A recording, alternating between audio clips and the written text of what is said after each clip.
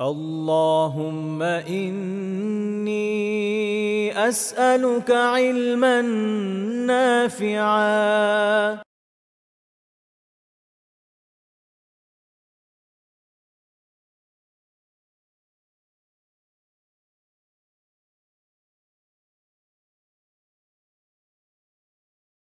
إن الحمد لله نحمده ونستعينه ونصلي على رسوله الكريم وعلى آله وصحبه أجمعين ما بعد।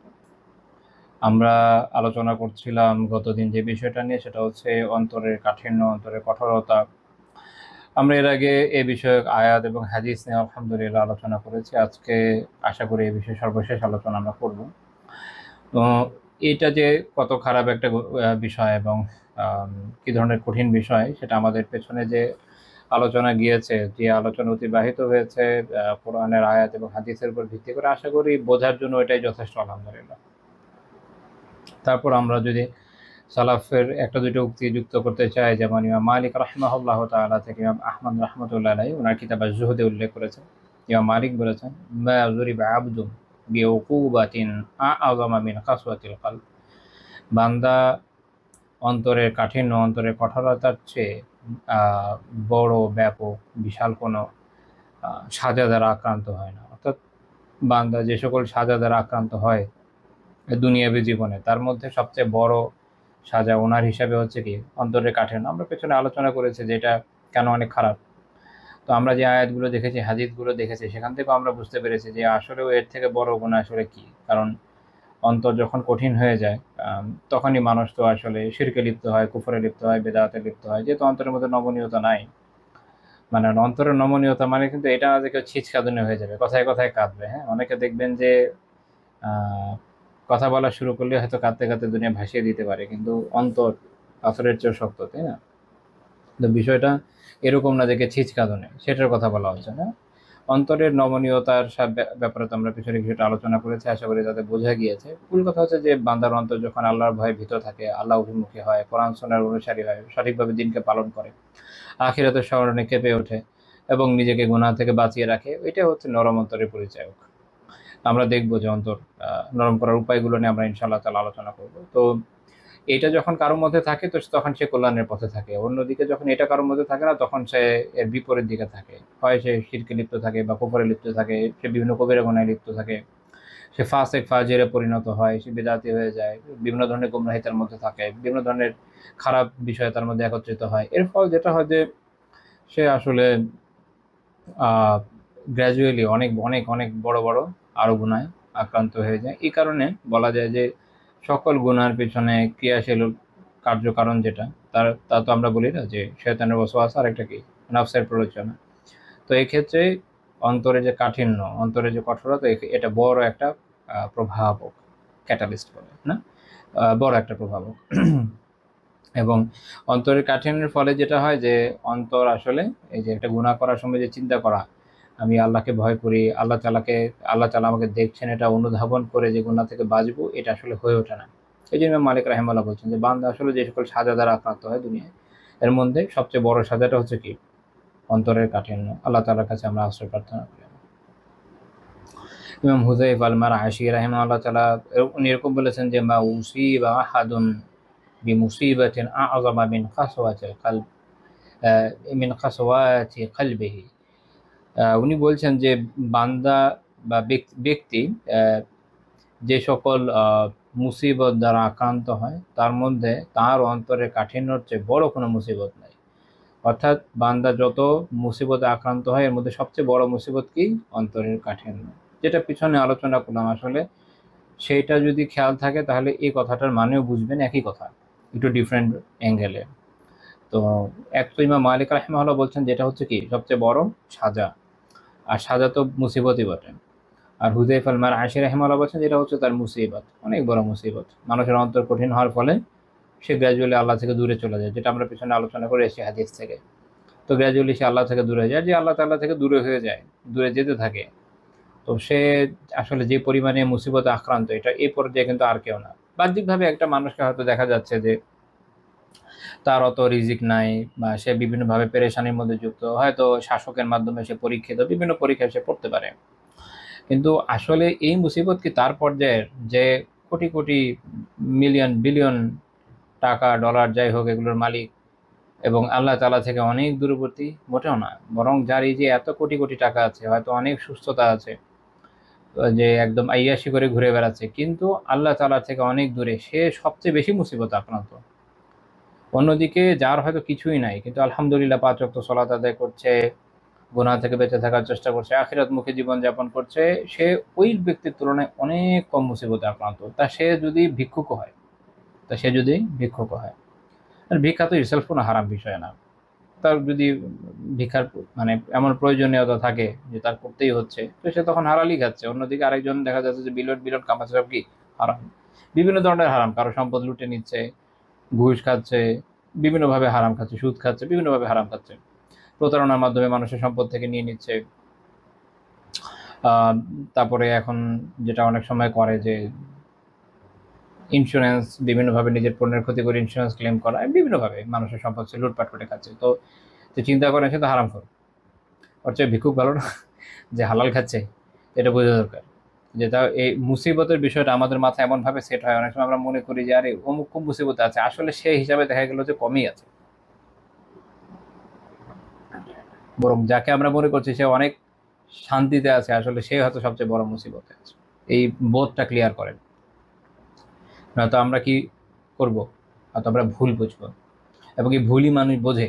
মানুষ মনে করে যে মানুষ যখন দিন পালন করে সে অনেক মুসিবতে থাকে। হ্যাঁ, মুসিবত বলতে কি, হয়তো পরীক্ষায় পড়ছে, কিন্তু দুনিয়ার মুসিবত আর কতটুকু? 1 2 নম্বর হচ্ছে যে যেই মুসিবত আল্লাহর তরফ থেকে আযাবের মতো, সেইটার সাথে ওই মুসিবত তুলনীয় যেটা আল্লাহ তাআলা বান্দার সম্মান মর্যাদা বৃদ্ধির জন্য করেন? মোটেও না।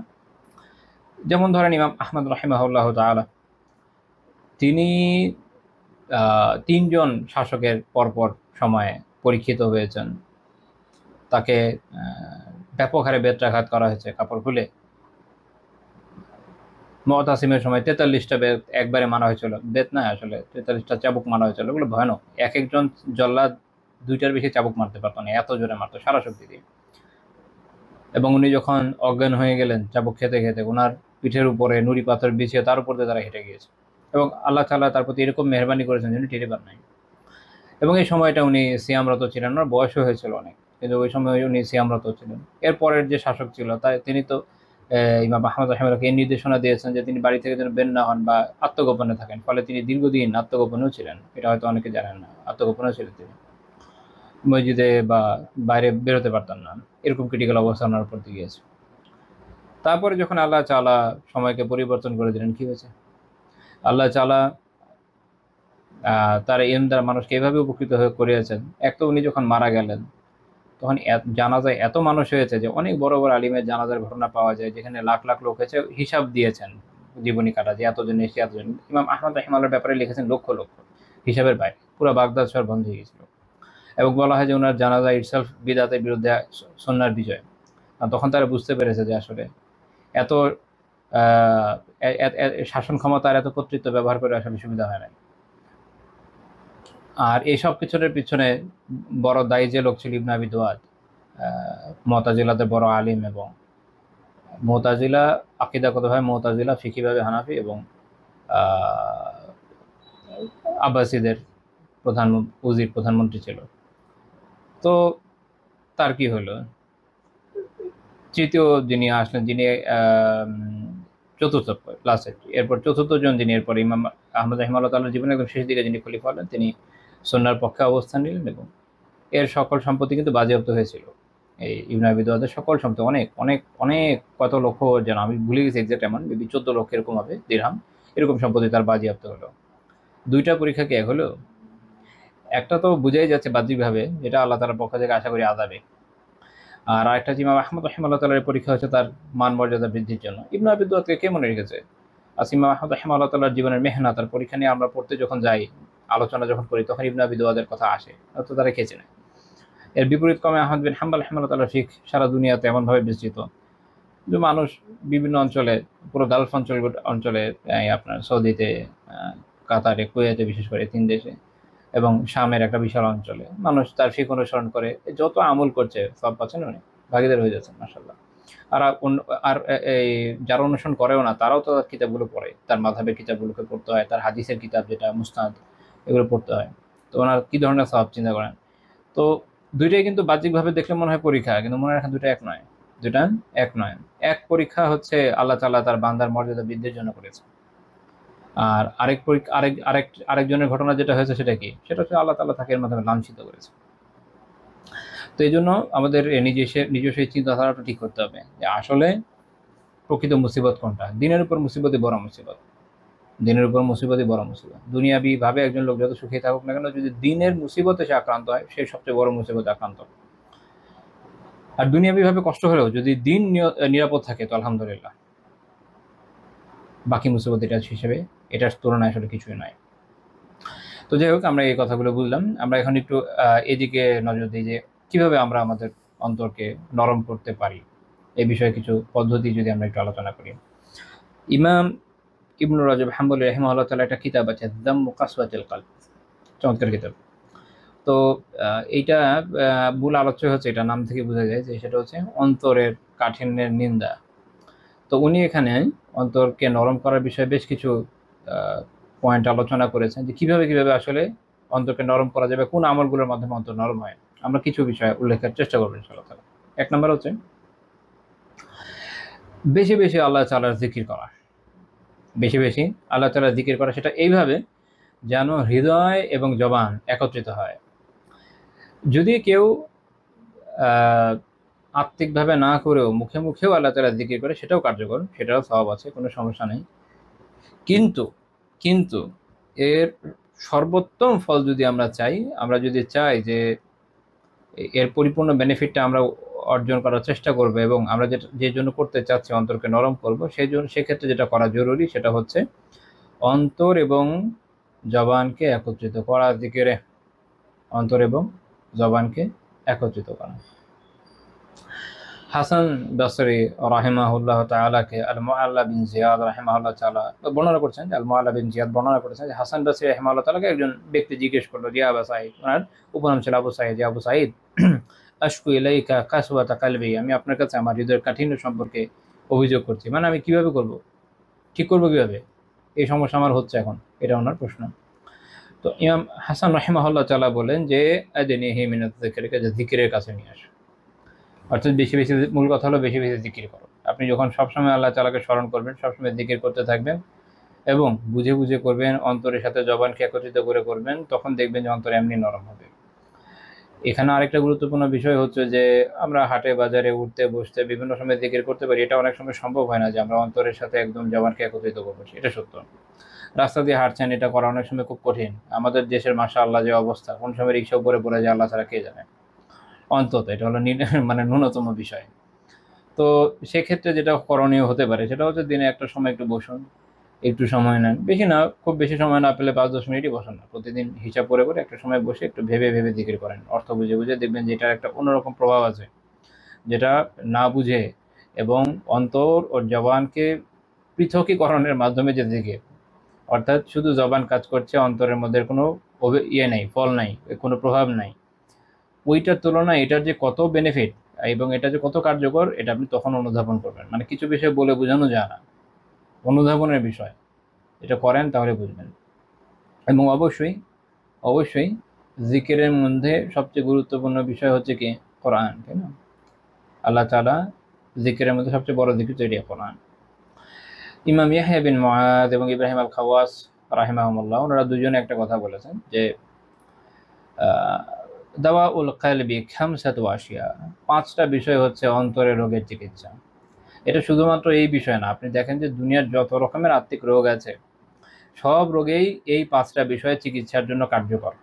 শুধুমাত্র অন্তরের কাঠিন্য বলে কিনি, কিন্তু ওনারা শুধু এটার কথা বলেনি, সকল ধরনের আত্মিক রোগের আমরা যেগুলো আলোচনা করেছি, করব, সব ক্ষেত্রে দেখবেন এগুলো কাজে আসবে। এক হচ্ছে কি, কিরাআতুল কোরআন বিতাফাক্কুরি, চিন্তা ভাবনা করে করে কোরআন পাঠ করা। চিন্তা ভাবনা করে করে মানে কি, আমার যে মন চেমনে ভাবা, এরকম না, কোরআনকে কোরআনের মতো বোঝা, আল্লাহ তাআলা আসলে কি বোঝাতে চেয়েছেন, তার মুরাদ কি, মাকসাদ কি, উদ্দেশ্য কি। অর্থাৎ আমাদের যাদের ওইভাবে ভাষা জ্ঞানটা দুর্বল এবং তাফসিরের কিতাবগুলো তার হিফজ নেই, তা আমাদের জন্য করণীয় হচ্ছে কোরআন বুঝে বুঝে পড়েন, সামনে একটা সংক্ষিপ্ত তাফসির রাখেন, যেন আপনি ভুল দিকে প্রভাবিত হয়ে না যান বা ভুল চিন্তা দিয়ে প্রভাবিত না হন। কেননা আরবি আর বাংলা তো আর এক ভাষা না, তো যেটা হয় যে অনুবাদের সময় আসলে এটা হয়ে ওঠে না, একদম পারফেক্টলি অর্থকে ধারণ করা সম্ভব হয় না। আবার ধরেন একটা শব্দের অনেকগুলো অর্থ হয়, আপনারা দেখেন না, আমরা আলহামদুলিল্লাহ এখন পর্যন্ত যে দশগুলো করেছি অনেক সময় বিভিন্ন শব্দের অর্থ আমি ব্যাখ্যা করেছি, তখন অনেক সময় বলেছি যে এটার এই অর্থ হয়। অনুবাদক কি 10টা অর্থ লিখবে? তা তো লিখবে না, একটা নিবে, বাকিগুলো মিস চলে যায়। তাফসীরের কিতাবের জন্য জরুরি। আরও অনেক কারণ আছে, আপাতত এটা মাথায় রাখেন যে আমাদের যাদের ওই পরিমাণ নলেজটা নাই তাদের জন্য দরকার হলো যে আমরা অনুধাবন করে বুঝে বুঝে পড়ার জন্য কি করব, তাফসীর থেকে পড়বো। তাহলে আমরা দেখব যে এর সাথে সম্পর্কে হাদিস কি আছে, সালাফের আমল কি আছে, এবং শান্তির সাথে যদি আপনি এই জিনিসটা নিয়ে ভাবতে পারেন যে, যেমন ধরেন সকাল সকাল আপনি কি করলেন, কিছু সময় তাফসীর পড়লেন, ছোট কোনো সংক্ষিপ্ত তাফসীর পড়লেন, যদি বড়টা না পড়া যায়, বা যদি একটু বড় পড়তে পারেন আরও ভালো, কোনো সমস্যা নেই, যতটুকু পারেন। বেশি না পড়তে পারলে কি সমস্যা, 2 পাতা 4 পাতাই পড়েন, মানে একদম জিরো হওয়ার থেকে এটা ভালো না? পড়ে বাকি সারাদিন যখন এখানে ওখানে যাচ্ছেন বিভিন্ন কাজে, মাঝে মাঝে মনে করবেন যে আমি এটা পড়েছিলাম, আজকে এই জিনিসটা শিখেছি, এটাকে বারবার রিকল করবেন। ধরেন আপনি বাইরে এসছেন, অফিসে এসছেন, সাধারণত অনেক জায়গায় জোহরের সলাতে একটু তুলনামূলক বড় ব্রেক পাওয়া যায়, সাথে খাবারের ব্রেকও থাকে, বা অন্য যে কোনো সময় একা বসে আছেন, একটু ভাবেন যে আজকে এটা নিয়ে এটা পড়েছি, বা বাসে যাচ্ছেন আসছেন, বা যে কোনো অবসরে ভাবেন যে আজকে আমি এটা পড়েছি, এটা বুঝেছি এখান থেকে। শুধু এভাবে চিন্তা করে দেখেন, আপনি ইনশাআল্লাহ তাআলা, আমি এটা বলছি যে দেখবেন যে ইনশাআল্লাহ তাআলা কোরআনকে তাফাক্কুর করা, কোরআনকে নিয়ে গভীর চিন্তা ভাবনা করার আপনার এতদিনের যদি অন্য কোনো ভিন্ন ধরনের প্রক্রিয়া থেকে থাকে, তার থেকে এটাকে উত্তম মনে হবে ইনশাআল্লাহ তাআলা, ইনশাআল্লাহ তাআলা। কারণ মনে রাখেন যে জিনিস আপনি ভুলে যান, ওটা নিয়ে আসলে শুধু পড়ে তুলনামূলক বেনিফিট অত বেশি পাওয়া যায় না। পড়ে গেলাম, যা পড়ে গেছি সব ভুলে গিয়েছি। হ্যাঁ, তাতেও বেনিফিট আছে, পড়ার ইবাদতের সওয়াব আছে দিনী বিষয়ের ক্ষেত্রে যেটা হয়। তারপরে ধরেন কিছু না কিছু চিন্তা আপনার ভিতরে এমনিও এটা একটা ফল তো রেখে যায় প্রত্যেকটা বই, কিন্তু আপনি যখন ভুলে যাচ্ছেন, এটা লং রানে আপনাকে খুব বেশি উপকৃত করবে না।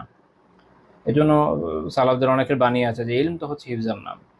সেটা কীরকম, যে আপনি তাৎক্ষণিক এটাকে রিকল করতে পারেন। এখন আপনি হয়তো কোরআনের আয়াতটা হিফজ করতে পারছেন না, বা আপনি একটা তাফসির হিফজ করবেন, তারও বড় বিষয়। তো তার থেকে সহজ হচ্ছে এইটা, যে আপনি সকাল সকাল ধরেন ফজরের পরে কিছুক্ষণ তো তেলাওয়াত করলেন, 2-4 পাতা তাফসির পড়লেন, যা পড়লেন এটা বাকি দিন মাঝে মাঝে রিকল করলেন, আজকে আমি এই জিনিসটা বুঝেছি। একটা দিনই করেন, প্রতিদিন না করলেও চলবে, একদিন করেন।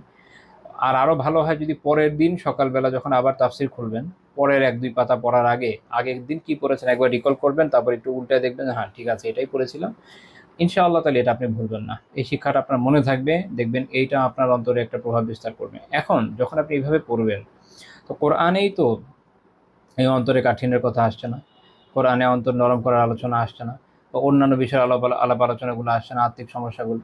তো এইভাবে যখন আপনি পড়তে থাকবেন, দেখবেন যে অনেক রোগের সলিউশন আপনি কোরআনেই পেয়ে গেছেন।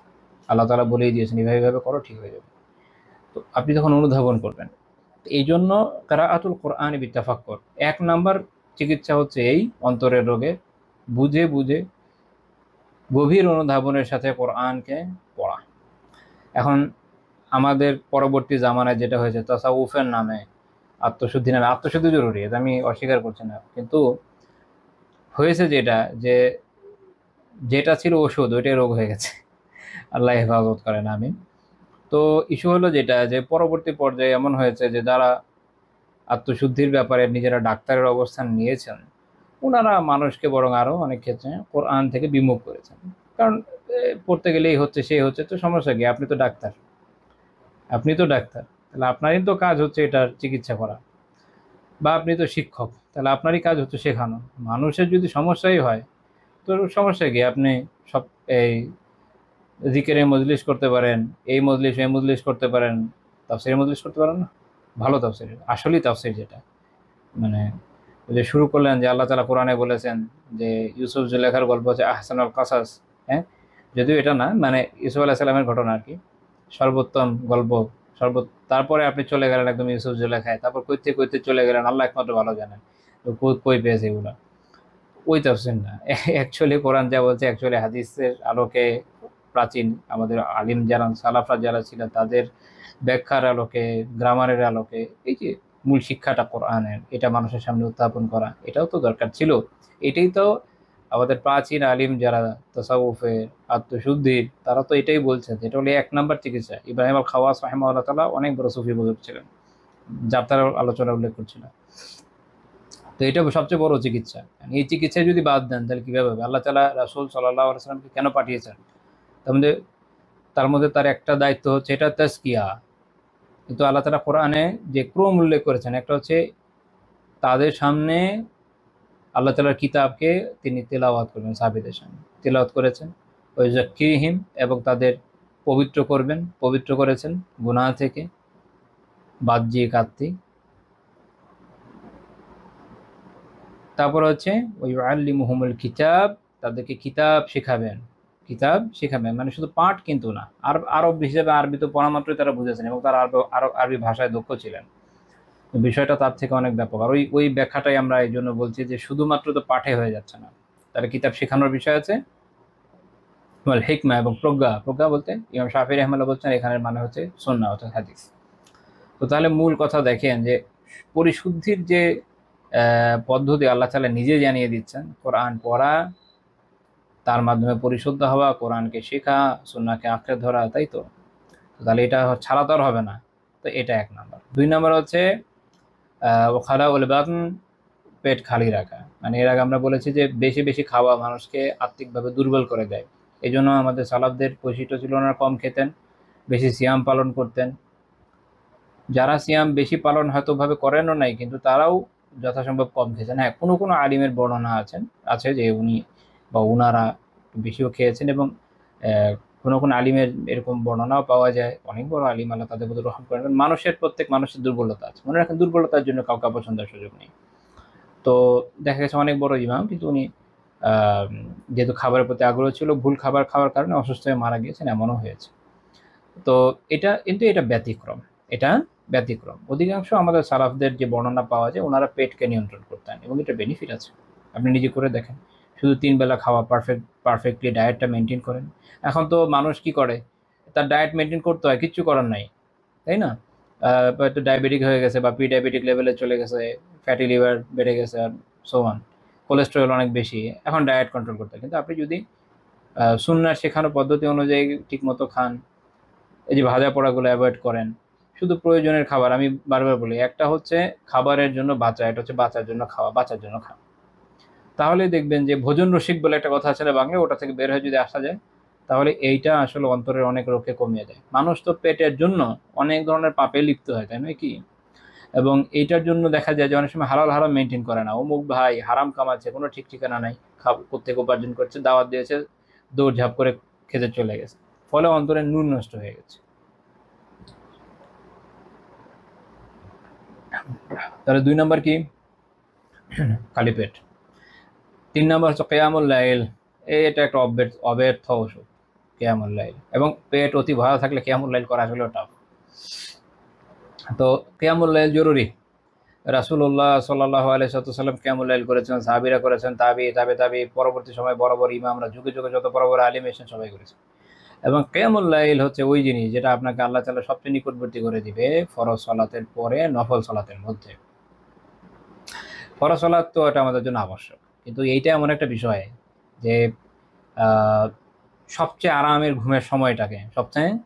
ঘুমের সময়টাকে আপনি ত্যাগ করে আল্লাহর সামনে দাঁড়াচ্ছেন, বেশি না 2 রাকাতই পড়েন না, এইটারই যে একটা প্রভাব আছে এটা আপনি ধীরে ধীরে অনুভব করবেন যদি নিয়মিত করতে পারেন, শুধু একদিন না, নিয়মিত। আল্লাহু আলাম, অনেক সময় মানুষ এভাবে অনুভব করে কোনো কোনো বিষয় যেটা তার উপর বড় প্রভাব ফেলে। আমার সাথে অনেক কাল আগের কথা, অনেক কাল বলতে অনেক, আই থিঙ্ক 6 বছর 7 বছর এরকম একটা সময় আগে হবে। এক লোকের দেখা হয়েছিল, উনি, আমি মাঝে মাঝে ওনার দোকানে চা খেতাম ওই সময়। তো মানে ওনারটা খাওয়ার কারণ হচ্ছে কোনো টিভি ছিল না, তো আলহামদুলিল্লাহ ওগুলোকে, এটা আরেক ফিতনা হয়ে গেছে, যে কারণে এখন চায়ের দোকানে বসতে অস্বস্তি লাগে। তো সেই ভদ্রলোক হচ্ছে, আমি আগে দেখতাম যেভাবে সালাত কখন আমি আদায় করতে দেখিনি। তো হঠাৎ করে একদিন দেখলাম আমাকে ওই দিন বলতেছে যে আমি আজকে নামাজটা পড়ছি, এবং ইন্টারেস্টিংলি এবং প্যাথেটিক্যালি তার দোকান হচ্ছে মসজিদের একদম সামনে। তো আজকে আমি নামাজটা পড়লাম, হুজুর। আচ্ছা, পড়ে আমার খুব ভালো লাগছে। চালা, আলহামদুলিল্লাহ, ভালো লাগলে তো ভালো। বললো যে নামাজ পড়লে অনেক ভালো লাগে। হ্যাঁ, নামাজ পড়লে অনেক ভালো লাগে, এটা তো সত্য কথা, কিন্তু অনুভব করা লাগে, অনেকে অনুভব করে নাই। জানা আমি তো নামাজ পড়বো, আমার খুব ভালো লাগছে। আচ্ছা ঠিক আছে, আলহামদুলিল্লাহ পড়েন, আল্লাহ তাআলা কাকে যে কিভাবে নিয়ে আসেন আল্লাহ ছাড়া কে জানে। তারপর আমি বেশ কিছুদিন ওই এরিয়াতে যেতে পারিনি বিভিন্ন কারণে। বেশ কিছুদিন পরে যখন গেলাম, সেখানে মাশাআল্লাহ তার বড় সড়ো দাড়ি, বেশ অনেক, হয়তো বেশ একটা লম্বা সময় ঘুরে গেলাম। তো ওরা বললেন যে আমি এখন নিয়মিত পড়ি নামাজ। আচ্ছা আলহামদুলিল্লাহ, খুবই ভালো লাগলো। আমি এটা এই জন্য বললাম যে একটা অনুভূতির বিষয় আছে, যে যেটা আসলে বলে বোঝানো যায় না, কিছু বিষয় না অনুভব করা লাগে। জিকিরের স্বাদ, তেলাওয়াতের স্বাদ, তাফসির পড়ার স্বাদ, সলাতের স্বাদ, কিয়ামুল লাইলের স্বাদ, দোয়ার স্বাদ, এগুলো তো আসলে বলে বোঝানো যাবে না। যে মিষ্টি খেয়েছে সে জানে মিষ্টি কিরকম। আপনি তো যতই বর্ণনা দেন যে অমুক মিষ্টিটা এরকম এরকম এরকম, আপনি একজন থিওরিটিক্যালি বুঝবে ঠিক আছে, না খাওয়ার আগে বুঝবে না, তো এটা খাওয়া লাগবে। এই জন্য উৎসাহ দেওয়ার জন্য বলছি। তো যাই হোক, কিয়ামুল লাইল 2 রাকাত পড়েন, 4 রাকাত পড়েন, যতটুকু পারেন করেন। যদি আপনি তুলনামূলক বেশিও পড়তে না পারেন, যতটুকু পারেন করেন। সালাতদের তো এরকম বর্ণনা ছিল, কেউ সারাত করেছেন, কেউ রাতে 3 ভাগে ভাগ করে 1 ভাগ করেছেন। বিভিন্ন জনে এক এক ধরনের এক এক রকম আমল পাওয়া যায়।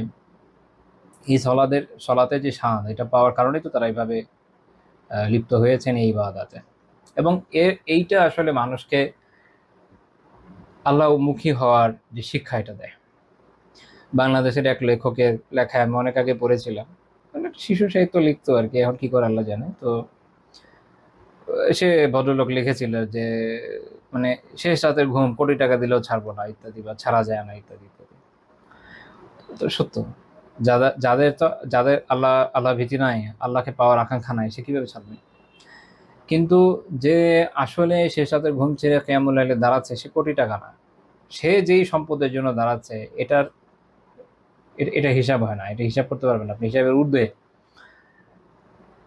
এমন জান্নাতের জন্য যারা দাঁড়াচ্ছেন, যেটার প্রস্থ হচ্ছে আসমান এবং জমিনের সমান। আসমান এবং জমিনের সমান মানে আমরা মহাবিশ্বের কথা বলছি অ্যাকচুয়ালি। তো সেই সেই জান্নাতের জন্য আপনি কি দিয়ে মেজার করবেন এটার দামকে? সম্ভব না, সেটার জন্যই দাঁড়ানো। তো কিয়ামুল লাইল মানুষের অন্তরকে সবচেয়ে বেশি বিগলিত করে। কিয়ামুল লাইল মানুষের আত্মিক রোগকে দূর করে দেয়। হ্যাঁ, কারো কারো এটা থেকেও অহংকার আসতে পারে, এটা ভিন্ন কথা, কিন্তু অধিকাংশ যে রোগ তো এখানে দূর হয়ে যায় কিয়ামুল লাইলে। তারপরে 3টা বলেছি। 4 নাম্বার হচ্ছে একদম সাহারির যে সময়, ফজরের আগে আগে কাকুতে মিনতি করে আল্লাহর কাছে দোয়া করা। এই সময়টা এমনি ইস্তিগফারের সময়, আর বিশেষভাবে এই সময় অনেক বেশি দোয়া করা। মানে এই সময় হচ্ছে দোয়া কবুলের সময়। আল্লাহ তাআলা এই সময় প্রথম আসমানে নেমে আসেন বলে হাদিসে রয়েছে, এবং আল্লাহ তাআলা এই সময় দোয়া কবুল করেন। তো এই সময় আপনি যদি আসলেই কোনো দোয়ার ব্যাপারে সিনসিয়ার হন যে আমার এটা লাগবেই, তাহলে এই সময়টা হচ্ছে সেই সময়, যে সময় কাকুতি মিনতি করে আল্লাহর কাছে চাইতে হয়। আর বান্দা যখন এই সময়টা কাকুতি মিনতি করে চায়, তখন তার অন্তরের অনেক রোগ এমনি দূর হয়ে যায়। অনেক রোগ, যার সাথে আসলে মানে এগুলি এমন রোগ যেগুলো এই আমলগুলোর মাধ্যমে দূর হয়ে যায়। যেমন ধরেন কারো রিয়া থাকতে পারে, লোক দেখানোর প্রবণতা থাকতে পারে, কিন্তু এটা এমন এক সময় দোয়া কেউ দেখে না। আপনি মসজিদে চিৎকার করে কাঁদতে পারেন, ডান পাশে কাঁদছেন, বাম পাশের মুসল্লি সবাই শুনছে, রিয়া আসতে পারে। কিন্তু ইভেন লাইট অফ করে অনেক সময় করে অনেকে। কিন্তু মানুষের যে একই মহল্লার মুসল্লি যারা, এরা তো আসলে সাউন্ড শুনেও বুঝে কে। কিন্তু আপনি যখন শেষ রাতে কাঁদেন, আল্লাহর কাছে কাকুতি মিনতি করে দোয়া করেন, আল্লাহ ছাড়া আর আপনার 2 পাশে 2 ফেরেশতা ছাড়া আর কেই বা দেখে। তো কাজেই ওইটা এমন এক আমল যেটার মধ্যে রিয়ার আসলেভাবে সুযোগ নাই। এবং নিজেকে বড় করবেন, ওটা তো মিটিয়ে দেওয়ার জায়গা। আপনি তো কাকুতি মিনতি করছেনই নিজেকে ছোট করে, তাই না? তো এর ফলে এই রোগগুলো দূর হয়ে যায়, অন্তর নরম হয়ে আসে। আর সর্বশেষ 5 নাম্বার হচ্ছে অ্যাকচুয়াল নেককার বান্দা যারা, তাদের সাথে ওঠা বসা। নেককার বলতে এমন ব্যক্তি যাদের মাধ্যমে আপনার আখিরাত স্মরণ হবে। আমরা যেমন হাদিস থেকে জানি, আখিরাতকে যিনি স্মরণ করিয়ে দেন, এমন লোক না যার সাথে হয়তো আলহামদুলিল্লাহ নামাজ পড়ে ঠিক আছে, কিন্তু দেখা হলে আখিরাতে জায়গায় দুনিয়ার স্মরণ হয়, তাহলে হবে না। আমার মনে হয় সবারই এই ধরনের অভিজ্ঞতা আছে। যেমন অনেক মানুষ আছেন যাদের বাহ্যিকভাবে আলহামদুলিল্লাহ দিনদার মনে হয়, কিন্তু আমি বলছি না তারা বেদিন, আলহামদুলিল্লাহ নামাজ পড়ছেন, অনেক দিক থেকেই ভালো, অনেক দিকেই খায়াল আছে, কিন্তু দেখা গেলো যখন দেখা হচ্ছে ওই সময়টায় তারা দুনিয়ার বিভিন্ন আলাপ আলোচনা, কোথায় কি করবেন, এই সেই কোনো কোথায় কি ইনভেস্ট করা যায়, সবসময় এগুলো নিয়ে আলোচনা করে। আর মানুষের জীবনের প্রয়োজন আছে আলাদা কথা, কিন্তু যদি পরিপূর্ণভাবে আপনার আলোচনা শুধু এই মুখী হয়ে যায়, একদমই দুনিয়ামুখী হয়ে যায়, তখন এই ধরনের সঙ্গ সেইটা ওই সালেহিনদের সঙ্গের অন্তর্ভুক্ত নয়, যেটা আসলে আপনাকে আখিরাতমুখী করবে। এজন্য এমন নেককার ব্যক্তিদের সংসর্গ দরকার যাদের সাথে যখন কথা হবে এটা আপনাকে আখিরাতমুখী করবে, যেখানে আপনি এই ধরনের লোকদের দেখে বিনয় শিখবেন। ইমাম আহমদ রাহিমাহুল্লাহ তাআলার জীবনীকাররা বর্ণনা করেছেন যে উনার মজলিসে 4 বা 5 হাজারের মতো লোকজন উপস্থিত হতো। এর মধ্যে 500 জন ওনার থেকে হাদিস লিখতো, আর বাকি যারা আসতেন তারা আসতেন তাকে দেখতে, তার থেকে শিষ্টাচার শিখতে, আদব শিখতে, আখিরাতমুখী যে চিন্তাধারা এটা গঠন করার জন্য। এই ধরনের ব্যক্তির এরকম যে তাদের চাল চলন, ওঠা বসা, কথা, মানুষের সাথে তাদের যে ভাব বহিঃপ্রকাশ, এগুলোর মাধ্যমে এটাই একটা বড় দাওয়া, এটাই একটা বড় দাওয়া। এবং এর ফলে মানুষ তাদের প্রতি ঝুঁকে যায়, যেমন তেমনি তাদের দেখার মাধ্যমে আল্লাহকে স্মরণ করে, আখিরাতকে স্মরণ করে। তো এই ধরনের নেককার ব্যক্তি যাদেরকে দেখলে, যাদের সাথে চললে আখিরাত স্মরণ হয়, যাদেরকে দেখলে দেখা যায় যে তাদের মধ্যে বিনয়ের এটা শেখা যায়, শিষ্টাচার শেখা যায়, তাদেরকে সবসময় দেখা যায় যে তারা আল্লাহ তাআলার স্মরণে ব্যস্ত এবং জীবনকে উত্তমভাবে কাজে লাগাচ্ছেন। দেখবেন এই ধরনের নেককার ব্যক্তি যারা, তাদের সাথে যখন চলবেন তখন আপনার অন্তর নরম হবে এবং তখন অন্তরের অনেক রোগ দূর হয়ে যাবে। তো এই আলোচনার শেষে ইমাম ইবনু রাজব রাহিমাহুল্লাহ বলছেন, ওয়াল আসলু ফি ইজারাতি কাসওয়াতিল কুলুবি বিযিকর, যে অন্তরের যে কাঠিন্য এটা দূর করার মূল হচ্ছে জিকির। কারণ আল্লাহ তাআলা কি বলেছেন, আল্লাযীনা আমানু ওয়া তাতমাইন্নু কুলুবুহুম বিযিকরিল্লাহ, আলা বিযিকরিল্লাহি তাতমাইন্নুল কুলুব, সূরা রাদের 28 নম্বর আয়াত, যে যারা ঈমান আনে তাদের অন্তর তো আল্লাহ তাআলার জিকিরেই প্রশান্ত হয়। জেনে রাখো যে আল্লাহ তাআলার জিকিরের মাধ্যমেই অন্তর প্রশান্ত হয়। তো অন্তরের প্রশান্তি যদি চান, অন্তরকে যদি নরম করতে হয়, তো অবশ্যই অবশ্যই জিকিরের মধ্যে লিপ্ত হতে হবে, এবং সেটা অন্তর এবং জবান দুটাকে একত্রিত করে জিকির করতে হবে, এবং এক্ষেত্রে সবচেয়ে বড় জিকির হচ্ছে কোরআন। 2 নম্বর হচ্ছে যে যারা ইয়াতীম, যারা মিসকিন, তাদের প্রতি ইহসান। এটা নিয়ে আমরা গতদিন হাদিস থেকে আলোচনা করেছি, এই জন্য ওই বিষয়ে আর এদিকে আলোচনায় যাচ্ছি না, কিন্তু এটা মাথায় রাখতে হবে। 3 নম্বর হচ্ছে অনেক অনেক বেশি করে মৃত্যুকে স্মরণ করা। মানুষ যখন মৃত্যুকে ভুলে যায় তখনই এই সমস্যাটা হয় যে তার অন্তর কঠিন হয়ে যায়। কিন্তু যখন মৃত্যুকে সে স্মরণ করবে তখন কিভাবে অন্তর কঠিন হবে? সে তো আল্লাহর ভয়ে কাঁদবে, সে তো আল্লাহর ভয়ে ব্যাকুল থাকবে। এই জন্য আমি বলি যে সালাফদের ঘটনাগুলো পড়েন। সালাফদের ঘটনা আমাদেরকে শেখায় যে কিভাবে আসলে জীবনযাপন করতে হয়। তারা এত ব্যস্ততার ভিতরেও যেভাবে মৃত্যুকে স্মরণ করতেন, যেভাবে আল্লাহকে স্মরণ করতেন, এই শিক্ষাগুলো আমাদের খুব জরুরি। ইমাম গাজালি রাহিমাহুল্লাহ তাআলা ইহয়া উলুমিদ্দিনে উল্লেখ করেছেন যে সাফিয়া রাদিয়াল্লাহু তাআলা আনহা উল্লেখ করলেন যে একজন নারী আয়েশা রাদিয়াল্লাহু তাআলা আনহাকে তার আত্মিক কাঠিন্যের বিষয়ে অভিযোগ জানালেন যে আমার তো এই সমস্যা। তো তিনি কি বলেন, আয়েশা রাদিয়াল্লাহু তাআলা আনহা সলিউশন দিলেন কি? তিনি বলেন যে আকসিরি যিকরাল মাউত ইয়ারিকু কলবুকি, তুমি অনেক বেশি মৃত্যুকে স্মরণ করো, অনেক বেশি মৃত্যুকে স্মরণ করো, তাহলে তোমার অন্তর নরম হবে। তো সে নারী তিনি এভাবেই আমল করলেন, এবং তারপরে তিনি এসে আয়েশা রাদিয়াল্লাহু তাআলা আনহাকে শুকরিয়া জানালেন। অর্থাৎ এটা একটা খুব প্র্যাকটিক্যাল বিষয় যে আপনি যখন এই কাজটা করবেন অন্তর অবশ্যই নরম হবে। কিন্তু আমরা মৃত্যুকে মনে করতে চাই না।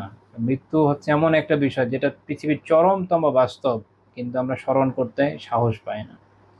মানে জন্ম যে হবে এর তো আসলে কোনো গ্যারান্টি নেই। আমি যে দুনিয়াতে আসতাম এর কোনো গ্যারান্টি আগে ছিল? আমার বাপ মার কাছে গ্যারান্টি ছিল না তো। এটা একমাত্র আল্লাহই জানতেন যে আমার আসার ছিল। কিন্তু আমি যে মরে যাব এটার ব্যাপারে আমরা সবাই একমত। এটা নিয়ে কে দ্বিমত করবে? মৃত্যু হচ্ছে এমন এক বিষয়, কিন্তু তারপর আমরা এটা মনে করতে চাই না, এটা প্রিপারেশন নিতে চাই না। ফলে মানুষের অন্তর নষ্ট হয়ে যায়। সালাফদের অনেকে, যেমন সাঈদ ইবনে জুবাইর রাহিমাহুল্লাহ, রাবি বিন আবি রাশিদ রাহিমাহুল্লাহ, ওনারা বলেছেন লাউ ফারাকা যিকরুল মাউত কুলুবানা, যদি আমাদের লাউ ফারাকা যিকরুল মাউতি কুলুবানা সাআতান, যদি আমাদের অন্তর থেকে কিছু সময়ের জন্য মৃত্যুর স্মরণ দূর হয়ে যায়, লা ফাসাদাত কুলুবুনা, তাহলে আমাদের যে অন্তর এটা নষ্ট হয়ে যাবে। এটাই বাস্তব যে মানুষ যখন মৃত্যুকে ভুলে যায় তখনই তার অন্তর নষ্ট হয়ে যায়, অন্তর কঠিন হয়ে যায়, বিভিন্ন ধরনের গুনাহ করার যে সাহস এটা তার মধ্যে চলে আসে। মৃত্যুকে যে মনে রাখে সে কিভাবে গুনাহ করে, আর গুনাহ করলেও তার উপর অটল কিভাবে থাকে। আর এই জন্য রাসূলুল্লাহ সাল্লাল্লাহু আলাইহি ওয়াসাল্লাম বলেছেন যে আকসিরু যিকরা হাযিমিল লাযযাত, স্বাদ নষ্টকারী যে বিষয় এটাকে বেশি বেশি স্মরণ করো। ইমাম তিরমিজি রাহিমাহুল্লাহ ব্যাখ্যা করছেন ইয়ানিল মাউত, অর্থাৎ মৃত্যু।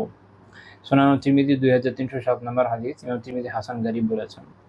তো তাহলে আমরা এটা বুঝলাম যে মৃত্যুকে স্মরণ করা বেশি বেশি জরুরি, তাহলে আমাদের অন্তর নরম হবে। সত্যি কথা কি, মৃত্যুকে ঠিক মতো কেউ যদি স্মরণ করতে পারে দুনিয়ার বহু পাপ সে এমনিই ছেড়ে দিবে। কারণ যে কোনো হারাম কন্টেন্ট দেখে, আচ্ছা বলেন তো কে আসলে এভাবে চায়? যদি তার অন্তর একদম এইভাবে নষ্ট হয়ে গিয়ে থাকে যেটা ঠিক হবে না, সেরকম লোক ছাড়া এমন কে আছে যে নিজেকে মুসলিম মনে করে এবং চায় যে সে মারা যাচ্ছে এবং তার হাতের মোবাইলে বা সামনের পিসিতে বা সামনের টিভিতে যে কোনো ডিভাইসে কোনো হারাম কিছু চলছে, এটা কি কেউ চায়? কেউ কি চায় যে সে কোনো একটা অনুষ্ঠানে গিয়ে নাচছে এবং নাচতে নাচতে মরে যাবে? এইটা একমাত্র সেই চাইতে পারে যার অন্তর এমন নষ্ট হয়ে গেছে যে ওটা একদম শয়তানের পর্যায়ে পৌঁছে গেছে, ওটা ঠিক হওয়ার কোনো উপায় নাই, সে ইসলামে নাই, অনেক আগে বের হয়ে গেছে। যেমন আছেন না, দেখবেন যে ওই যে গান গেতে গেতে মরে গেছে এবং চায় হচ্ছে মরার পরও তার কবরের আশেপাশে, লাশের আশেপাশে গান গাবে, এরা হচ্ছে চরম পর্যায়ে শয়তান। কিন্তু যার মধ্যে ইসলাম আছে, যে আল্লাহকে ভয় করে, যে নিজেকে মুসলিম দাবি করে, সে অবশ্যই এটা চায় না যে এইভাবে মারা যাক। সে চায় তার মৃত্যুটা ভালো হোক, তা সে যেরকম পাপই হোক না কেন। তো এটা মনে রাখেন যে মৃত্যুর তো কোনো গ্যারান্টি আল্লাহ তাআলা আমাদের লিখে দেয় নাই যে তোমার ঠিক এত তারিখেই মারা হবে অমুক সালের এবং এতটার সময়, যে কোনো সময় আসতে পারে, আমরা জানি না। এই চিন্তাটা যদি মাথায় জাগরুক থাকে তাহলে বুঝবেন যে সালাফরা অনেকে যে কেন ঘুমানোর সাহস পাইতেন না, কেন সিয়াম ছাড়া দিন কাটানোর সাহস পেতেন না। আমরা তো যে আল্লাহ জানে কোন দিন মরে যাই, সাওম অবস্থায় থাকি বা সালাতরত থাকি বা জিকিরে লিপ্ত থাকি, এবং এই জন্য তারা ইবাদতে প্রচুর প্রচুর পরিশ্রম করতেন। মৃত্যুর স্মরণ এই জন্য খুব জরুরি। 4 নম্বর সলিউশন হচ্ছে ইমাম ইবনে রাজব রাহিমাহুল্লাহ বলছেন যে জিয়ারাতুল কুবুরি বিতাফাক্কুরি ফি হালি আহলিহা ওয়া মাসিরিহি।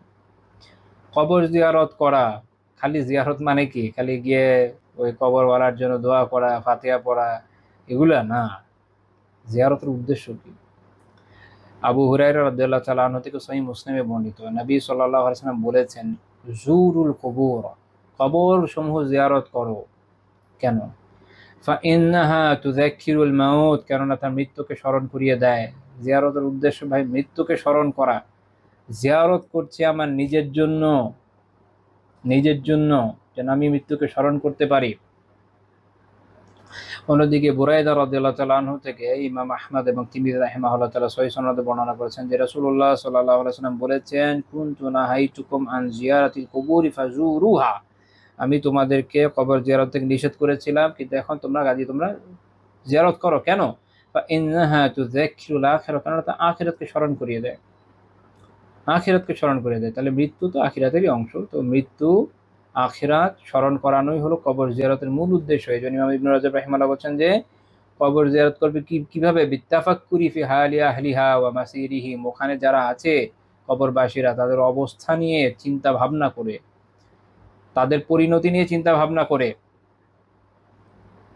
যখন এইভাবে কেউ কবর জিয়ারত করবে তাহলে অন্তর নরম হতে বাধ্য, এবং এর ফলে দেখা যাবে যে সে অনেক গুনাহ থেকে বেঁচে যাবে। সালাফেরা এরকম ঘটনা আপনি অনেকের মধ্যেই পাবেন যে যারা একটা ভালো সময় কাটাতেন এরকম কবরস্থানগুলোতে নিজেকে স্মরণ করিয়ে দেওয়ার জন্য। এখন আমাদের তো আল্লাহ হেফাজত করেন, কবরস্থানেও মানুষ গিয়ে গুনাহ করে, তাই না? একটা প্রতিবেদন দেখেছিলাম মিরপুরের শহীদ বুদ্ধিজীবী কবরস্থান নিয়ে, খুবই প্যাথেটিক। মানে মানুষের অন্তর কোন পর্যায়ে নষ্ট হয়ে গেছে, এইভাবে বললে লাভ নেই। কবরস্থানে অনেক কবরস্থান আছে যেখানে মানুষ গিয়ে গাঁজা খায়,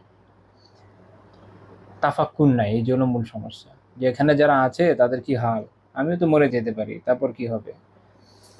তো যখন আপনি এই চিন্তা নিয়ে কবরস্থান জিয়ারত করবেন ওইটা আপনার কাজে আসবে। ইভেন খ্রিস্টানদের সিমেট্রিতে গেলেও কাজে আসবে, কারণ আপনি যখন এই চিন্তা করবেন যে এখানে সে ইমান ছাড়া মরে গেছে, এই অবস্থা, আপনি যে ভয়টা পাবেন ওই ভয়ে আপনার অন্তরকে পরিবর্তন করিয়ে দেবে, তাই না?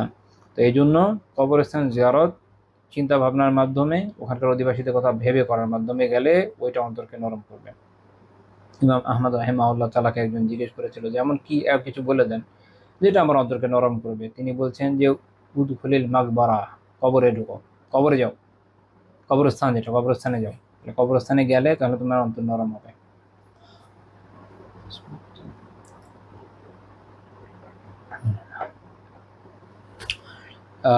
ওমর রাদিয়াল্লাহু তাআলা আনহুর একজন বংশধর ছিলেন, আল ওমারি নামেই প্রসিদ্ধ ছিলেন, সম্ভবত আব্দুর রহমান আল ওমারি। তো ওনার বৈশিষ্ট্য ছিল এরকম যে উনি কবরস্থানে কিতাব নিয়ে বসে থাকতেন, কিতাব পড়তেন ওখানে। ওনার কথা হচ্ছে সঙ্গী হিসেবে কিতাব বেস্ট, জিকিরের জন্য কবরস্থান বেস্ট, আর সঙ্গী হিসেবে আর কি বলে একাকিত্ব ঘোষণার জন্য তো আসলে আল্লাহ তাআলার সঙ্গই আছে, আর কি। তো যাই হোক, পঞ্চম পয়েন্ট সেটা হচ্ছে যারা ধ্বংসপ্রাপ্ত, যারা হায়ালিক, যাদেরকে আল্লাহ আগে ধ্বংস করে দিয়েছেন, এরকম জাতি, তাদের আবাসস্থলের প্রতি দৃষ্টিপাত করা, অতীতের লোকজনের ঘরবাড়ি থেকে শিক্ষা গ্রহণ করা, অর্থাৎ যারা এখন আর নাই। ইমাম ইবনু আবি দুনিয়া রাহিমাহুল্লাহ তাআলা একটা কিতাব আছে তাফাক্কুর আল ইতিবার, ওখানে তিনি ওমর রাদিয়াল্লাহু তাআলা একটা ঘটনা বর্ণনা করেছেন আবুল ওয়ালিদ রাহিমাহুল্লাহ থেকে, যে কানা ইবনু ওমর রাদিয়াল্লাহু কানা ইবনু ওমর ইযা আরাদা আইয়াতাআহাদা কলবাহু ইয়াতিল খারিবা ফায়াকিফ আলা বাবিহা। ইবনু ওমর রাদিয়াল্লাহু তাআলা যখন তার হৃদয়কে পরীক্ষা করতে চাইতেন, হৃদয়কে যাচাই করতে চাইতেন, হৃদয়কে ঠিক করতে চাইতেন, তিনি এমন যে ধ্বংসপ্রাপ্ত জায়গা আছে না বিভিন্ন জায়গায়, তো আগে কোনো বাড়িতে লোকজন ছিল, এখন নাই, বিরান এলাকা হয়ে গেছে, এরকম জায়গায় গিয়ে তার যে দরজায় সেখানে দাঁড়াতেন। তারপরে ফায়ুনাদি বিসাউতিন হাজিন, তিনি খুব বিষণ্ণ কণ্ঠে ডেকে বলতেন, আইনা আহলুকা, তোমার অধিবাসীরা কোথায়? তারপর নিজের দিকে তাক ফিরে বলতেন, কুল্লু শাইইন হালিক ইল্লা ওয়াজহা, কোরআন আয়াত থেকে নেওয়া, যে প্রত্যেক বিষয় তো ধ্বংসশীল আল্লাহ তাআলার ওয়াজ, আল্লাহ তাআলার মুখমণ্ডল ব্যতীত। এটা আসলে একটা সিফাত হিসেবে উল্লেখ করা। তো সবকিছুই ধ্বংস হয়ে যাবে, সবকিছুই, কোনো কিছুই থাকবে না। আল্লাহ তাআলা যা সৃষ্টি করেছেন সব সৃষ্টি জগৎকে তো তিনি ধ্বংস করে দিবেন।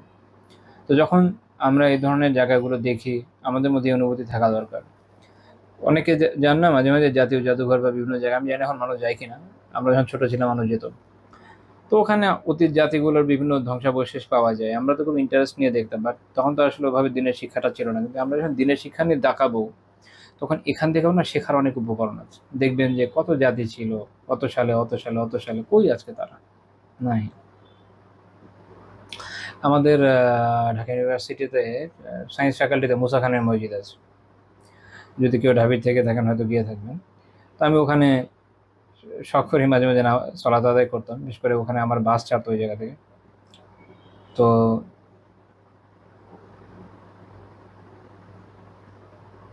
এই যে একটা প্রাচীন স্থাপত্য, ওখানে সালাত আদায় করতে গিয়ে ভাবতাম মাঝে মাঝে যে আল্লাহ, কত শত বছর আগে মানুষ সালাত আদায় করছে, তারা আজকে কোথায়?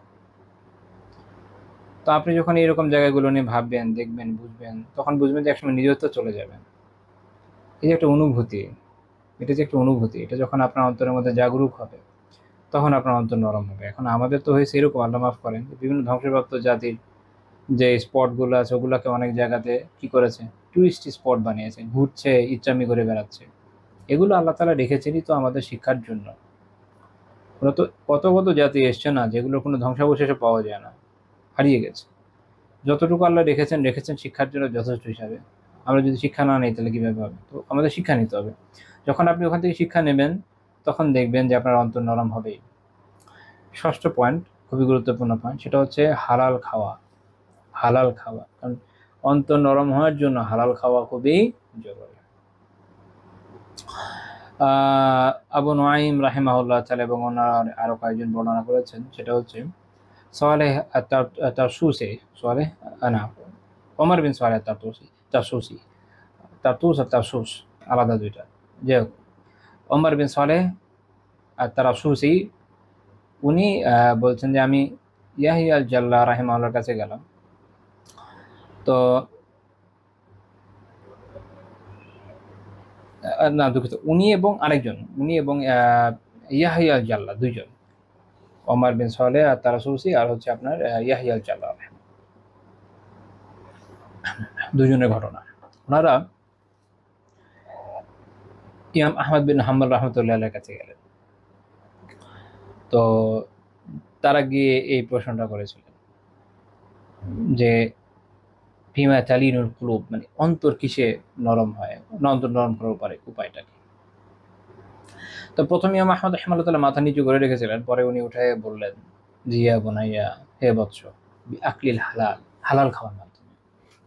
অর্থাৎ অন্তর নরম হওয়ার মূল হচ্ছে কি, ইমাম আহমদ রাহিমাহুল্লাহ বলছে যে হালাল খাওয়ার মাধ্যমে। তো তারপর ওনারা গেলেন আবু নাসর বিশর আল হারিস রাহিমাহুল্লাহর কাছে। উনি বড় আলেম ছিলেন ওই সময়কার। তো ওনারা সেম প্রশ্ন করলেন। তো তিনি বলেন যে আলা বিযিকরিল্লাহি তাতমাইন্নুল কুলুব, কোরআনের আয়াত বললেন যে আল্লাহ তাআলার জিকিরের মাধ্যমে অন্তর নরম হয়। তো ওনারা বললেন যে আমরা তো ইমাম আহমদ রাহিমাহুল্লাহর কাছে গিয়েছিলাম, তো তিনি বললেন যে আহমদ কি বলেছেন আপনাদেরকে। তো তারা বললেন যে বিআকলিল হালাল, হালাল খাওয়ার মাধ্যমে অন্তর নরম হয়। তো তিনি বললেন যে যা আবিল আসল, যা আবিল আসল, তোমরা তো আসল কথাটা নিয়ে আসো একদম। কারণ আল্লাহ তাআলা জিকিরে অন্তর নরম হয়, ঠিক আছে, কিন্তু এটার পূর্ব শর্তটা কি? হালাল, মানে একজন মুসলিমের জন্য পূর্ব শর্ত তো হালাল খাবার। কারণ কারোকে যদি হারাম খায়, আমরা হাদিস থেকে জানি, সে যদি দোয়াও করে, ওগুলো তো কবুল হতে চায় না, ইবাদত কবুল হতে চায় না, তাই না? তো তাহলে জিকিরের মাধ্যমে অন্তরকে যে প্রশান্ত করব, তার জন্য আগে কি জরুরত? হালাল খাওয়া। এই জন্য উনি বললেন যা আবিল আসল, তোমরা তো আসল নিয়ে এসো, মূলটা নিয়ে এসো। তারপর ওনারা আব্দুল ওয়াহাব আল ওয়ারাক রাহিমাহুল্লাহর কাছে গেলেন, তাকেও একই প্রশ্ন করলেন, তিনিও একই উত্তর দিলেন যে জিকিরের মাধ্যমে। তারা বললেন আমরা তো আহমদ বিন হাম্বল রাহিমাহুল্লাহর কাছ থেকে এটা শুনে আসছি। তো তিনি বললেন যে, তিনি এভাবে বললেন যা আকাবিল জাওহার, যা আকাবিল জাওহার, আল আসলু কামাল আসল, আল আসলু কামাল আসল। তিনি বললেন যে তোমরা তো একদম খুবই মূল্যবান, জাওহার হচ্ছে মূল্যবান রত্ন, এটা নিয়ে এসছো, খুবই মূল্যবান রত্ন। কারণ মূল হচ্ছে মূলের পরিপূর্ণতা। অর্থাৎ জিকির এটা যে ইফেক্টিভ হবে, এটার জন্য জরুরি হচ্ছে এই যেন খাবার হালাল হয়। তাহলে যখন আমরা হালাল খাবার খাবো, তখন এই জিকিরের ফল আমাদের মধ্যে আসবে। তো যদি হালাল আমরা না খাই, তাহলে জিকিরের ফল আমাদের মধ্যে কিভাবে আসবে? এর ফলে অন্তর কি হয়ে যায়? কঠিন হয়ে যায়। অনেকে বলবে যে আমি তো অনেক জিকির করি, এই করি, ওই করে, অন্তর নরম হচ্ছে না। হবে কিভাবে? আপনি কোনো হারামে লিপ্ত আছেন, আপনি হারাম খাচ্ছেন, কিভাবে হবে? আচ্ছা, 7 নাম্বার পয়েন্ট হচ্ছে, ইমাম ইবনে রজবের আলোচনা শেষ। 7 নাম্বার পয়েন্ট হচ্ছে যে গুনাহ ত্যাগ করা। কারণ গুনাহ মানুষের অন্তরকে কি করে? কঠিন করে দেয়। মানুষ যত গুনাহ করতে থাকে, বিশেষ করে কবিরা গুনাহ এবং চোখের গুনাহ ক্ষেত্রে খুব বেশি কার্যকর। মানুষ যখন বিভিন্ন গুনার মধ্যে লিপ্ত থাকে, গুনার মাধ্যমে তার অন্তর দিন দিন আরো কঠিন হতে থাকে। আমরা জানি যে মানুষ যখন গুনাহ করে, তার কলবে একটা দাগ পড়ে, গ্র্যাজুয়ালি এটা কালো হয়ে যায়। তো যখন কলব কালো হয়ে যায়, তখন স্বাভাবিকভাবে কি হয়? অন্তর কঠিন হয়ে যায়। তো তাহলে অন্তরকে যদি নরম করতে হয়, গুনাহ ছাড়তে হবে। অন্তরকে নরম করতে হলে কি করতে হবে? গুনাহ ছাড়তে হবে। মানুষ যখন গুনার মধ্যে খুব বেশি পরিমাণে এঙ্গেজ থাকে, এটা আপনি বাকি যতগুলোই আছে পদ্ধতি আমল করেন না কেন, অন্তরকে নরম করা খুব বেশি সহজ হবে না। বরং যেটা হয় যে মানুষ গুনার কারণে বাকি আমলগুলো করতে পারে না। এই যে আমরা বলছি কিয়ামুল লাইল করা, জিকির করা, এই করা, ওই করা, গুনার মধ্যে লিপ্ত থাকলে এগুলো তো কিছুই করতে পারবেন না। তখন গুনার মধ্যে স্বাদ পাবেন। গুনার মধ্যে একবার যে স্বাদ পেয়ে গেছে, সেই ইবাদতের স্বাদ কোথায় পাবে? আর আল্লাহর মেহেরবানিতে যে ইবাদতের স্বাদ পেয়েছে, আশা করা যায় যে সে গুনাহ থেকে ইনশাআল্লাহ তাআলা বেঁচে থাকবে। আল্লাহ তাআলা আমাদের গুনাহ থেকে বাঁচান, ইবাদতের স্বাদ দেন, আমিন। তাহলে গুনাহ থেকে বাঁচতে হবে। 8 নাম্বার পয়েন্ট হচ্ছে যে অপ্রয়োজনীয় অহেতুক যে কাজ, এগুলো কমায় আনতে হবে। এগুলো করার মাধ্যমে মানুষের অন্তর কি হয়ে যায়? কঠিন হয়ে যায়। সালাফের জীবন দেখেন, রাসূলুল্লাহ সাল্লাল্লাহু আলাইহি ওয়াসাল্লামের জীবন দেখেন, সাহাবীদের জীবন দেখেন। তারা তাদের কোন সময়টা অকাজে ব্যয় করতেন? কাজে ব্যয় করতেন, হয় দিনী কাজ, নয় দুনিয়াবি কাজ, কোনো না কোনো ভালো কাজে ব্যয় করতেন। তো মানুষ যখন বিভিন্ন অকাজে ব্যয় করে, অকাজ মানে একটা ব্যাপক শব্দ হিসেবে বললাম, কারণ এর ভিতরে অনেক কিছুই থাকে, কোনো কাজের না এমন বিষয়ে আপনি সময়কে ব্যয় করছেন। হয়তো আপনি অপ্রয়োজনীয় বিভিন্ন আর্টিকেলও পড়তে পারেন, বা যে কোনো কাজই করেন, দেখবেন এটা কিন্তু একটা এফেক্ট পড়ে। আমি আপনাদের একটা উদাহরণ দিই, ইনশাআল্লাহ তাআলা ব্যক্তি জীবনে অ্যাপ্লাই করে দেখবেন আমার কথা ঠিক আছে কিনা। আপনি নিয়মিত জীবনটা কিভাবে সাজান, যে আপনি 5 ওয়াক্ত সালাত, যদি ভাই হন জামাতের সাথে পড়েন, বোন হন আউয়াল ওয়াক্তে পড়েন, ফ্রি টাইম এর মধ্যে তিলাওয়াত করেন প্রতিদিন একটা অংশ। যদি 1 পারা পারেন 1 পারা, না পারলে আধা, না পারলে 2-4 পাতা, যা পারেন পড়েন। প্রতিদিন তাফসির পড়েন, যেভাবে বললাম এভাবে মনে রাখার চেষ্টা করেন। প্রত্যেকদিন রিয়াদুস সালাহিন বা হৃদয় গলানো যে হাদিসগুলো আছে এগুলো একটু পড়েন, এগুলো নিয়ে ভাবেন, সালাফের জীবনী নিয়ে পড়েন, দিনী কিতাব পড়েন। এইভাবে আপনি 1 মাস চলেন। এর মধ্যে আপনি অপ্রয়োজনীয় কাজে সময় ব্যয় করলেন না। যখন আপনি ফ্রি আছেন জিকির করেন, হাতের কাজ করছেন, এমন কাজ যেটাতে মনোযোগ না হলেও তুলনামূলক চলে যাচ্ছে, জিকির করেন। কোনো না কোনো জিকিরে নিজেকে লিপ্ত রাখেন। সবসময় সুচিন্তা করেন। বিভিন্ন যে খারাপ বিষয়গুলো আছে, যেমন গীবত করা, মানুষের ব্যাপারে কুচিন্তা করা, যেটা আমরা বলি সুউজ্জন, বা অন্যান্য বিষয়গুলোকে বাদ দিয়ে নেকির মধ্যে দিয়ে চলেন। আপনি 1 মাস পরে দেখেন যে এটার এফেক্ট আপনার উপর কতটা পড়েছে। এর উল্টো দিকে কিচ্ছু না, আপনি 5 ওয়াক্ত সালাত আলহামদুলিল্লাহ ঠিক মতো পড়ছেন, অন্যান্য কাজও ভালো মতো করছেন, ঠিক আছে, কিন্তু আপনি কি করলেন, অহেতুক কাজে অনেক সময় নষ্ট করলেন। যেমন ধরেন অপ্রয়োজনীয় আড্ডা, মুবাহ কথা, এমন না যে হারাম, মুবাহ কথা কিন্তু অপ্রয়োজনীয়, যেটা না হলেও আপনার চলতে, এরকম অপ্রয়োজনীয় আড্ডা দিয়ে সময় ব্যয় করছেন, চিল্লাচিল্লি করছেন, ঝগড়াঝাটি করছেন। ঝগড়াঝাটি মানে কি, এমন না যে হারাম ঝগড়াঝাটি, অনেক সময় আমরা এমন ঝগড়াঝাটিও করে যেগুলো হালালও হয়, তাই না? ঝগড়াঝাটি মানে তো আর হারাম না। আচ্ছা, উচ্চবাচ্য করে সময় কাটাচ্ছেন। তারপরে ধরেন আম, দিনী কিতাবাদি একদমই পড়ছেন না। ধরেন আপনি মুবাহ ধরনের বইপত্রই পড়ছেন, আমি বললাম যে মুবাহ ধরনের বইপত্র। ধরেন কথার কথা আপনি কিশোর সাহিত্য পড়ছেন, যেটার মধ্যে এমন খারাপ কিছু নাই যেটা পড়া সরাসরিভাবে নাজায়েজ হয়। তো এরকম জিনিসগুলো নিয়ে আপনি 1 মাস সময় ব্যয় যদি করেন, তাহলে বুঝতে পারবেন যে দুইটার মধ্যে আকাশ এবং পাতালের পার্থক্য আছে। এক হচ্ছে যে আপনি যখন এরকম উত্তমভাবে নিজের সময়কে ব্যয় করবেন, ইবাদতের মাধ্যমে, জিকিরের মাধ্যমে, উত্তম কিতাবাদি অধ্যয়নের মাধ্যমে, আল্লাহ অভিমুখী হয়ে, এটার একটা প্রভাব আছে। আর আপনি যখন, একদম খারাপও বলছি না যে 5 ওয়াক্ত সালাত আলহামদুলিল্লাহ ঠিক মতো পড়ছেন, তবে আপনি আপনার যে অবসর সময়টা, সেটা জিকির বা দিনী কিতাবাদি অধ্যয়ন বা ভালো কোনো কাজে এভাবে সময় ব্যয় করার বদলে আপনি সাধারণ আড্ডাবাজি, মুবাহ বিভিন্ন কাজ বা বিভিন্ন এমন বইপত্র পড়ছেন যেটার মধ্যে হয়তো হারাম কোনো উপাদান নাই, বাট এটাতে কোনো দিনই খায়েরও নাই, এগুলো পরে সময়কে ব্যয় করে যাচ্ছেন, টাইম পাস করছেন আর কি, যেটা অনেকে করে। তো এইভাবে যখন আপনি করবেন, আপনি দুইটার মধ্যে যে একটা গুণগত পার্থক্য আছে, এটা আপনি নিজে অনুধাবন করবেন ইনশাআল্লাহ তাআলা। তখন আপনি বুঝবেন আমি আসলে কি বোঝাতে চেয়েছি। তো আপনি যদি ওই যে প্রথম পন্থা যেভাবে আমি চলতে বললাম ওভাবে চলতে সক্ষম হন, ইনশাআল্লাহ তাআলা অন্তর নরম হবেন, হতেই হবে।